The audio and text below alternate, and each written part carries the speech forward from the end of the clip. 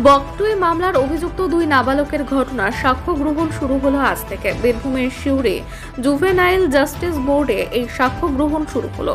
আজ সাক্ষী হিসাবে দমকলের এক অফিসার এবং রামপুরহাট মেডিকেল কলেজের মেডিকেল অফিসার সাক্ষী দিলেন। সিবিআই এর আইনজীবীও উপস্থিত ছিলেন।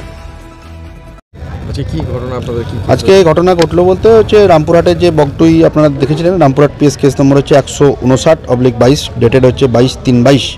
এটাতে 10-12 জন মেজর অ্যাকিউজ ছিল এবং তার সঙ্গে 2 জন সিসিএল মানে নাবালক ছিল, যাদের বিচার আমাদের জুভেনাইল জাস্টিস বোর্ডে চলছিল।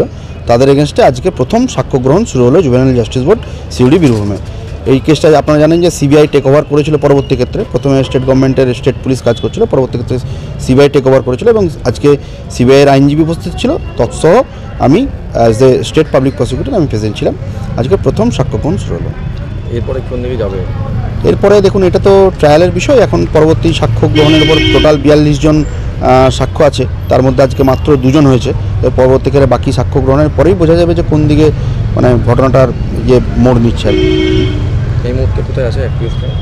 এই মুহূর্তে প্রথম সাক্ষ্য আজকে শুরু হলো, এরপরে আরও সাক্ষ্য গ্রহণ হবে, সাক্ষ্য নেওয়ার পরে আর্গুমেন্ট হবে, জাজমেন্ট হবে পরবর্তী ক্ষেত্রে।